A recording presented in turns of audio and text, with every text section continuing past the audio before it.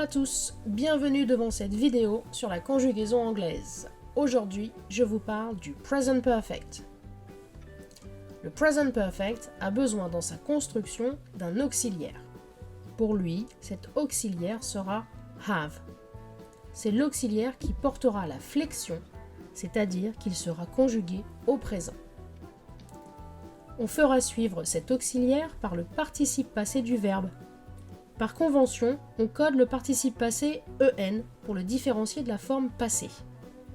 Cependant, pour les verbes réguliers, le passé et le participe passé se construisent de la même façon, avec la terminaison ed sur la base verbale. La différence se verra pour les verbes irréguliers. Si vous avez dans vos agendas une page verbe irrégulier anglais, jetez un œil sur la colonne participe passé et vous verrez qu'elle est souvent différente de la colonne passé ou prétérite, et aussi que beaucoup de verbes irréguliers ont un participe passé qui se termine par en. C'est ce qui explique le choix du codage en. Le present perfect est donc l'association de l'auxiliaire have au présent avec le participe passé du verbe. Je ne le répéterai sans doute jamais assez, c'est un temps présent. Ce n'est pas un passé composé. Avant de rentrer dans les détails, un rappel de l'ordre des mots dans la phrase. À la forme affirmative, sujet, auxiliaire avoir, verbe au participe passé. Il peut bien sûr y avoir ensuite un complément d'objet ou des compléments circonstanciels. À la forme négative, sujet, auxiliaire avoir qui va porter la négation, verbe au participe passé. À la forme interrogative, auxiliaire avoir, sujet, verbe au participe passé. À l'oral, pour la forme affirmative, vous pouvez contracter l'auxiliaire sur le sujet. Pour la forme négative, vous pouvez contracter la négation sur l'auxiliaire. Commençons par un rappel de conjugaison. Have au présent. I have, you have, we have, they have, he has, she has, it has. Et un rappel sur le participe passé et ses exceptions orthographiques.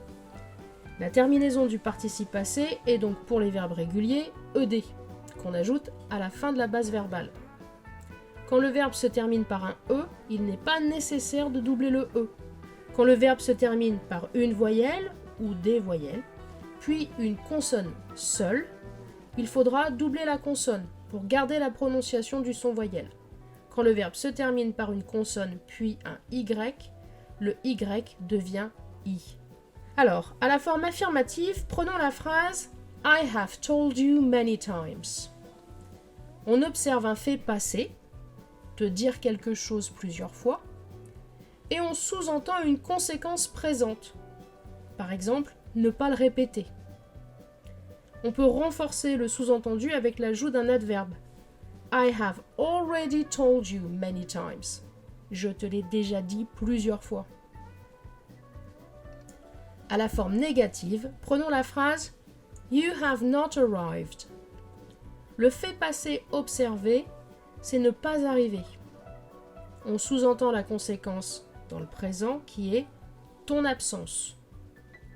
On peut aller plus loin si on veut exprimer le fait qu'on attend encore au moment où on parle. You have not arrived yet.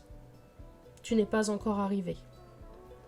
On peut aller plus loin si on veut exprimer le fait qu'on n'a pas attendu plus longtemps et qu'on est passé à autre chose au moment où on parle. You have never arrived. Tu n'es jamais arrivé. À la forme interrogative, prenons la question fermée Has she given up? Le fait passé sur lequel on s'interroge, c'est abandonner. La question qu'on sous-entend peut être faut-il l'aider? On peut aller plus loin si on souhaite savoir si jusqu'à présent le fait s'est déjà produit. Has she ever given up? Est-ce que jusqu'à présent tu l'as déjà vu abandonner? Prenons maintenant une question ouverte. Why have they stopped? Le fait passé sur lequel on s'interroge, c'est arrêter. Ici, on cherche la raison de cet arrêt.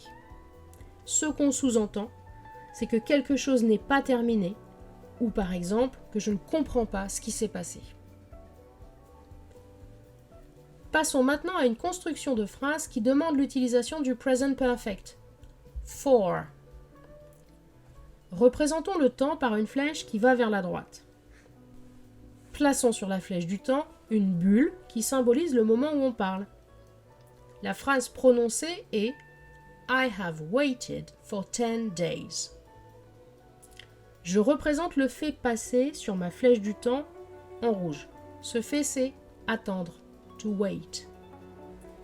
Je représente par une accolade le lien qui relie le fait au moment où je parle. Ce lien, c'est une durée de 10 jours, for 10 days. Le sous-entendu au moment présent, symbolisé en vert foncé, peut être ce que j'attendais est arrivé, ce que j'attendais n'est pas arrivé et j'arrête d'attendre. C'est le contexte qui vous permettra de choisir entre ces deux options. L'autre construction qui requiert l'utilisation du temps present perfect, since. Représentons à nouveau le temps par une flèche qui va vers la droite. Plaçons à nouveau sur la flèche du temps une bulle qui symbolise le moment où on parle. La phrase prononcée est I have waited since last summer. Je représente le fait passé sur ma flèche du temps en rouge. Ce fait, c'est attendre, to wait. Je représente par une flèche arrière le lien qui relie le fait au moment où je parle. Ce lien, c'est une date de début. Since last summer. Le sous-entendu au moment présent, symbolisé en vert foncé, peut être ce que j'attendais depuis l'été dernier est arrivé, ou ce que j'attendais n'est pas arrivé et j'ai arrêté d'attendre. C'est le contexte qui va vous permettre de choisir entre ces deux options. Je retiens donc pour le present perfect qu'il décrit un fait ou un événement passé qui a un résultat dans le présent et c'est ce résultat qui m'intéresse, même si je ne l'exprime pas forcément. On peut renforcer le lien avec des adverbes tels que already, yet, never, ever et les constructions avec for et since. Voilà qui conclut cette vidéo sur le present perfect. Merci pour votre attention. À bientôt pour une nouvelle vidéo.